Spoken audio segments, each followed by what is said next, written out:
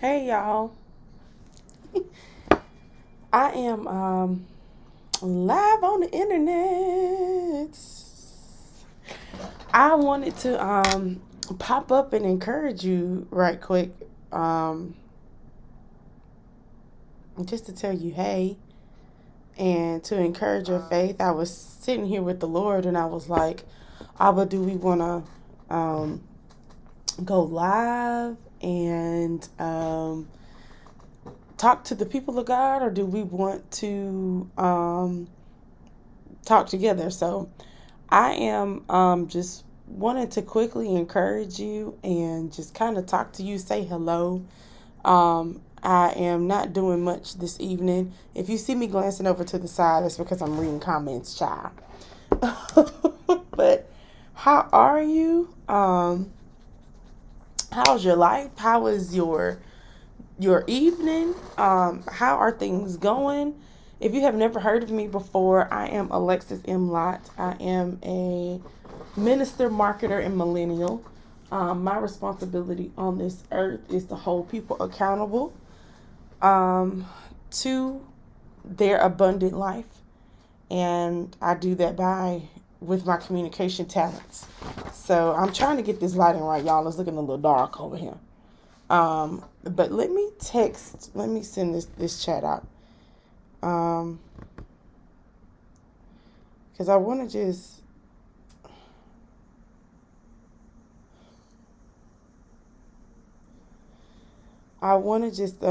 encourage you all and just say hello. How's everybody's night going? There we go. The lighting looks a little better now.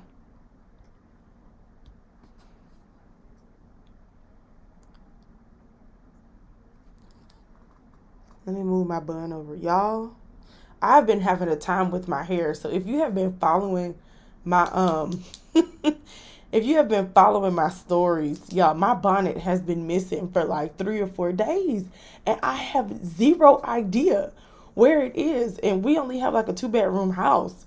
And I'm sitting over here like, where is my bonnet? Like, how did you just grow legs and go missing? And I put in my stories, I was like, y'all, bonnets need geotags because I'm over it.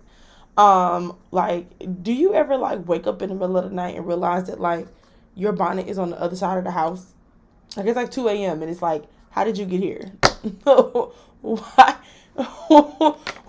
What exactly are you doing in the living room? And I went to bed and you were on my head. How did you end up in the living room? I be wanting to like really interrogate my bonnet, and it's like, how did we get here? What were we doing? So the other night it was literally like 2 a.m. and I was searching for my bonnet. Um, but anyway, I hope you guys are doing well. I am enjoying this time on Tuesday nights coming on here live chatting you all. Drop me some hearts, some likes, some love. If you are joining me, I am just wanted to come on here and say hello. That's it. And just nurture this beautiful community that God has given me and use my influence. Um, so how you guys doing? What is going on? How are you tonight? How are you mentally? How are you emotionally? Um, where are you? Just drop it in the live chat. I got some things common. Common? Did I say that? Coming? Coming? Yeah. I got some things coming that I really want to bless you all with, but I can't say anything right now. Can't say nothing, can't say nothing, can't say nothing. God has got me on the hush for some things that are birthing right now, but I'm really excited.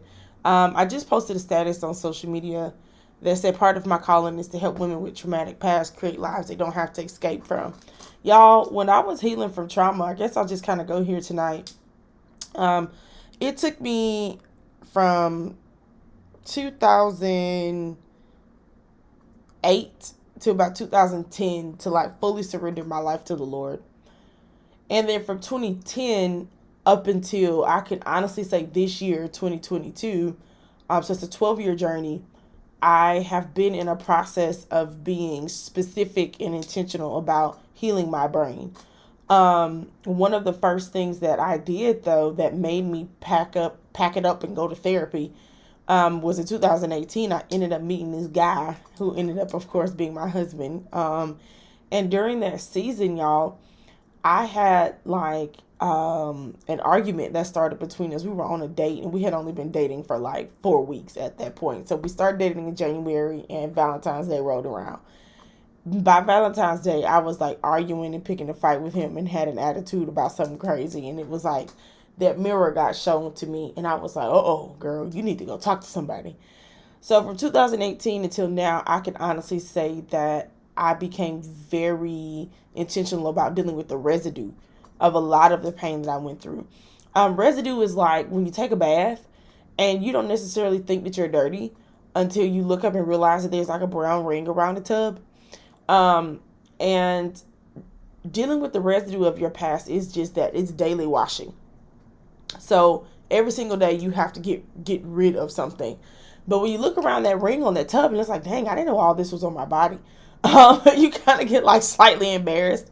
Of course, some of it is like, dander and stuff from soap. But you go through this process, and it's like you look around at the ring of the bathtub and you realize I have residue. I have things that have lingered on me from this painful season that I have been in. And even though I'm no longer physically there, parts of our minds and emotions can mentally be in places where we no longer are physically. And that's one of the cool things about therapy is that therapy does not necessarily heal you. We know that Christ is the healer, but what therapy does is therapy gives you an outlet for the healing to take place. And many of us are not in safe enough places to deal with the residue of a lot of the things that we've gone through. So then here's what happens. We get called on. We're not really dealing with the residue. We don't have a daily routine or a weekly or monthly check-in with anybody to rinse and wash the stuff we're going through. And because we don't have some sort of daily, monthly, or weekly check-in to get rid of the residue, we get put in leadership positions. And these things kind of happen unbeknownst to us. I've noticed that a lot of women who are called to lead, who are servants at heart, all have to manage daily pain, monthly, weekly. Somewhere in our lives, we're having to manage how we work through pain. And if you're not careful, what happens is that when we get into these leadership spaces where we are serving people and serving others, pain shows up in a different form than how it came in. Ooh, that's really good. So pain will always come in one way, but come out another way. So let me give you a for instance. Let's say that as a kid, even as a teenager, you were in an environment where you had something going on, where your parents or that environment was very like toxic. Let's say you did not have a safe place to like learn your voice and be confident in your yes and your no. Let's say every single time you try to put up your own personal boundaries, they were violated. And basically what that could look like is, you being told that you can't do something, you shouldn't do something. The environment was very critical and you didn't necessarily have a lot of confidence in your skills and your abilities because you didn't get a lot of feedback on the things that you did. You didn't get a lot of atta girls. You didn't get a lot of praise, that whole thing. So now here you are 10, 20 years later, and let's say you want to create a nonprofit and they ask you, hey, well, we need you to prepare a presentation for telling us why this nonprofit is significant. What's the mission? What's the vision? And you have to prepare this presentation in hopes that donors and people will come in and believe in the vision and give and support this vision. Now, all of a sudden, that person in you who was 16 and 17, who was in an environment that was overly critical or who did not encourage you enough, you didn't hear enough encouragement, suddenly doesn't have enough in the bank to do what's called self-regulate your emotions. So a person who has been in an environment where toxicity has been super high, they don't necessarily know how to self-regulate or give themselves the confidence and the encouragement that they need. And so what that shows up as is you may procrastinate on what it is you're supposed to do. You may overthink what you're supposed to do. You may come up with your speech at the last minute. You may spend all night trying to research what to do and don't feel your best or prepared the next morning. So all of those areas where you don't have enough in the bank to cash in on what your emotions need to give you are now going to show up as these cracks and these leaks in your heart, in your emotions, and in your professional performance.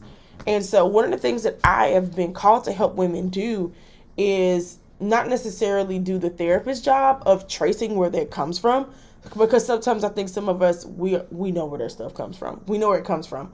But my responsibility is to help women truly create a life and an execution that says, how do I now practically work through what I know my emotions are about to try to take me through, because I feel like I don't have enough, or I am not enough because I didn't get everything I needed. So that's just one of the things that I want to talk about. I got some stuff coming up on that, on how to help women who are called to lead, but you're struggling with the overthinking thing and you really want to embrace your calling. But listen, that is all I got for the night. I didn't want to be on here long. And that's it, y'all. It was just kind of like a pop-up chat. I need to get this out of my system. Thank all 3 and 4 of y'all for watching. But I'm about to go just like decompress for the night, and I hope you enjoy your night. On the screen is a text message for us, like a text message group. So you can go ahead and like join that and join the community. And as the Spirit of God leads me, I send out encouragement. But just wanted to kind of come on and quickly like talk to you guys. Jessica, hey, I miss you, love. Miss your face. Hope all is going well with the wedding planning. Don't you saints jump on here now and I said I'm finna get out. Yes, love you too. Yes, now everybody want to come on. All right, let me go because I'm going to keep my word. Let me go and decompress. All right. I love y'all. Bye.